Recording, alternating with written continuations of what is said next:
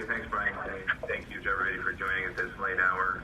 Let me just start by saying we are thinking solely about Damar Hamlin at this hour and his family as well as his teammates, and continuing to be in touch with medical providers.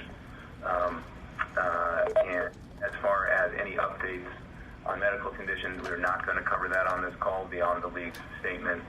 Similarly, if there are ultimately football questions about the game, those are also not going to be discussed nor answered at this point. Just want to make sure I level set for everybody on the call. But rather, through Troy Vincent and Don Aponte, who lead our football operations department, to talk a bit about some of the decision-making that was made in real time given the very serious events on field today. I want to make sure that you all have that information directly from the people who made those decisions.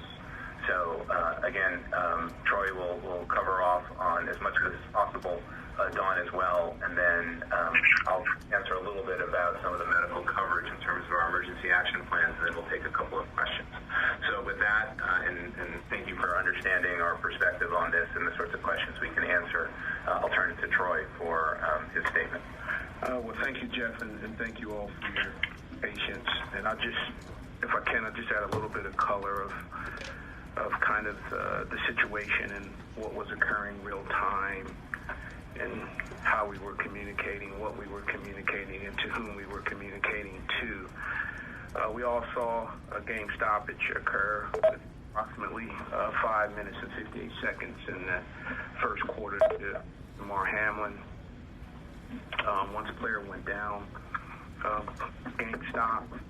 And as Jeff referenced, the emergency action plan took in place, which we cover on a weekly basis with all 32 clubs. Also, 90 minutes when we get the coaches and the medical staff together prior to each kickoff. So the emergency action plan went into effect. Obviously, we saw the coaches and players, and frankly, those that were tuned into the game, all traumatized. Myself, personally, just thinking through what is actually happening, what is taking place real time, and as emergency care was taking place on the field, in communication with Sean, who was the referee tonight, and making sure that he was in constant communication with both Coach Taylor as well as Coach McDermott. And what was most important tonight was it wasn't about proceeding with the game. Frankly, the competitive aspect never crossed my mind, never crossed their mind internally.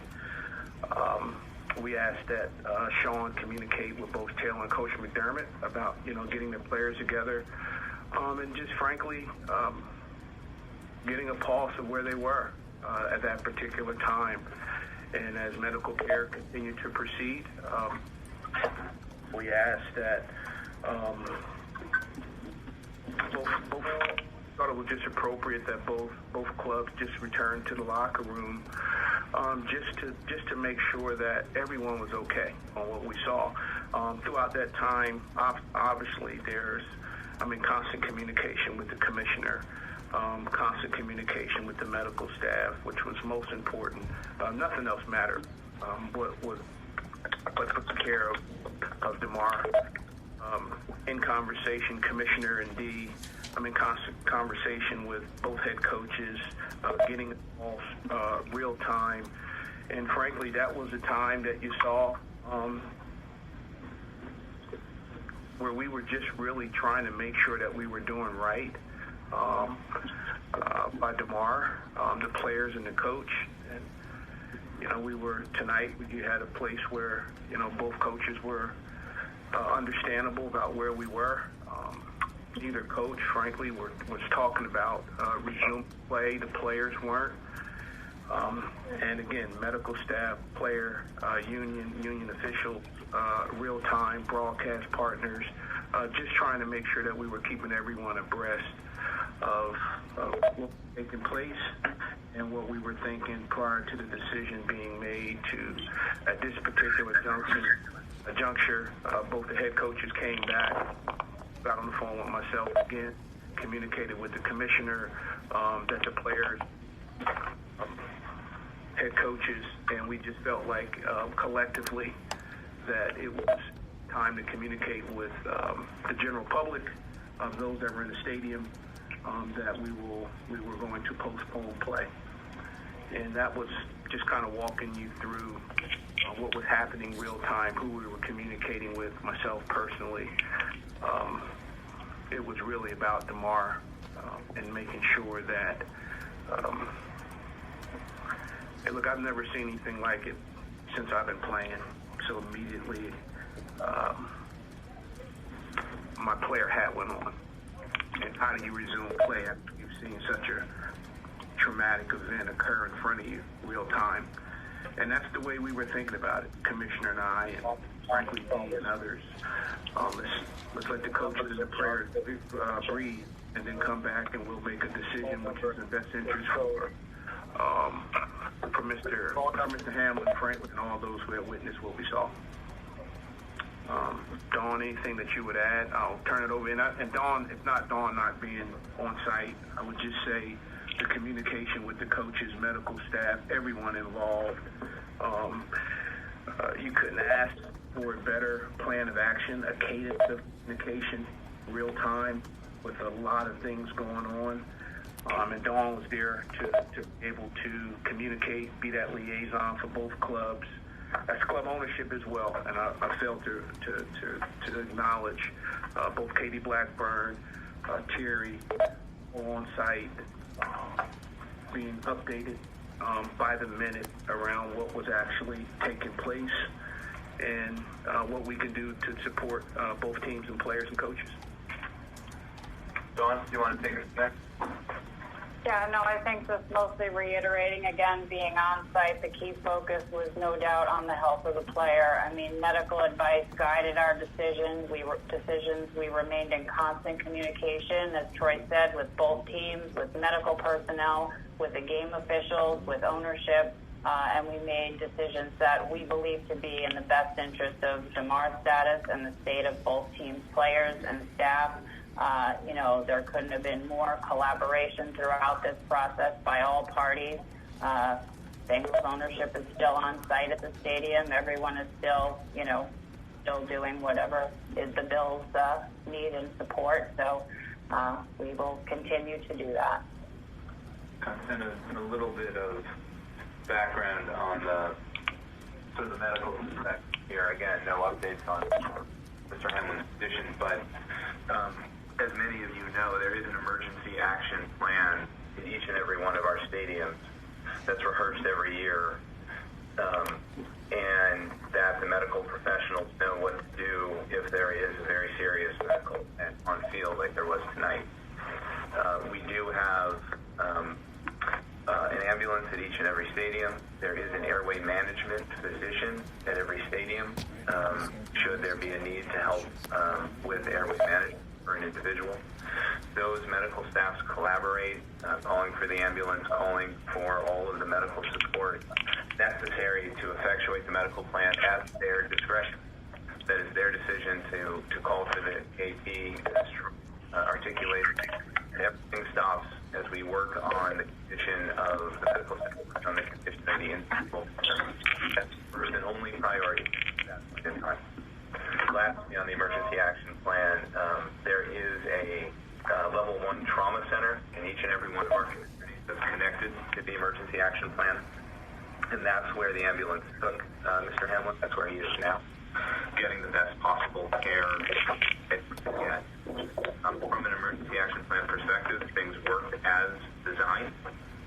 It was terrific collaboration both with the team medical staff and independent medical providers who are on site there that something happened.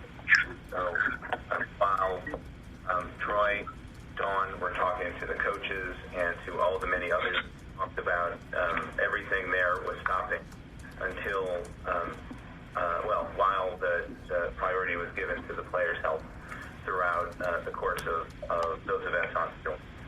So I think that's sort of the background on what happened in real time from the people who were making those decisions. And Brian, I think if we wanted to take a question or two, we could probably do that now. Yeah, so once again, this is an open line. If you're not going to ask a question, please put yourself on mute. We're going to just take a couple questions here. We know more information will become available over the next few days. Let's start with a couple people from Buffalo. Buffalo media. What went in the decision to give the teams 5 minutes to warm up as though the game were to continue? This Troy, I'll take that. I'm not sure where that came from. Frankly, there was no time period for the players to get warmed up. Frankly, the only thing that we asked was that Sean communicate with both head coaches to make sure they had the proper time inside the locker room to discuss what they felt like was best. So I'm not sure where that came from. 5 minutes warm up never crossed my mind personally, and I was the one. I'm saying not to be selfish, but the one that was communicating with the commissioner. We never, frankly, it never crossed our mind to talk about warming up to resume play. That's ridiculous. That's insensitive, and that's not a place that we should ever be in. Anybody else here? Yes, from Buffalo. Okay, next question. If you can identify yourself by name and outlet, please. Yes, this is Jay. Hi, this is Jay Skursky with the Buffalo News. Can you update us as to whether the Bills plan to return to Buffalo this evening or stay in Cincinnati? You mind? I can. And Dawn, you're on site. We were notified that the team would be returning back to Buffalo. I believe it was right before midnight. There were a handful of players that wanted to stay back with their teammate, and then there was others that had planned on returning back to Orchard Park. Next question, please. Anybody else from Buffalo? What's going to happen with the... Hang on. Oh. Yeah, it's John Worrell with the Associated Press. What is the process of now moving forward in regards to this game this week and just what the plans might be for this game? It's not John, this is Jeff. That's not the consideration right now. Our concern is for the player and his well-being at the appropriate time. I'm sure that we'll have a conversation around the next steps regarding the game. Anybody else from Buffalo want to ask a question? Couple more questions. Yeah, it was a Buffalo Kelsey question. Conway from the Cincinnati Enquirer. I was just wondering if you guys could follow up on a little bit more detail in the process of how you guys communicate. Is it on the field through the headset, or is it on the phone? Like, how do you guys communicate with the referees? How does the communication go down? And just wanted to clarify, there was no decision made when the players left to go to the locker room. There was no decision made yet on if the game was going to be canceled. It was then decided after the teams talked in the locker room. Yes, ma'am, Kelsey. And I would just say, if you can recall, when broadcast showed when he had Sean, the referee, the white hat, if you saw, there were many occasions where he was talking to the coaches individually, and then there was a time where he was talking to them both collectively. And at that particular time, he had asked if they would like to go to their respective locker rooms to discuss and getting a player. It was obvious listening in. Obviously, we are communicating with Sean real time. He has a mic in his ear, and we are asking and hearing him communicate with both head coaches about just going back to the locker room, taking as much time as they need to discuss the state of where their locker room is with their players. As we communicate with medical staff, constant communication, obviously, with the commissioner. But our pulse was, and you can obviously, Sean and both Coach Taylor, we were talking real time, if you want to confirm with them. And that was, as they were coming in and out their locker room, it was fluid, and things were changing by the minute. Emotions, you can imagine, both locker rooms. And I commend both of those coaches. Tough situation to go back in and look at 53 men in the locker room and ask, not that they asked, but to try to calm people down. It was obvious on the phone with them that the emotions were extremely high. It was a very volatile situation. And I thought the coaches, they led tonight. They led their locker room. So that was the communication, was through the white hat on the field. And as the coaches went back to their locker room, no more communication with the referee. It was direct communication with both coaches and their communication staffs. Want me to take it up, Luke? Okay, let's take Yes. one more question. Mike Petralia from CLNS Media here in Cincinnati. Troy, did you say you were in contact throughout with the commissioner? Yes, sir. And That's correct, what was his reaction, and how was he kept abreast? Was he actually watching in real time? If you could just bring us up to date on that. Yes, sir. Watching in real time, and our lines. We had an open line of the communication where we were talking. Again, there was a lot of people on the open line. Didn't want anybody to drop off.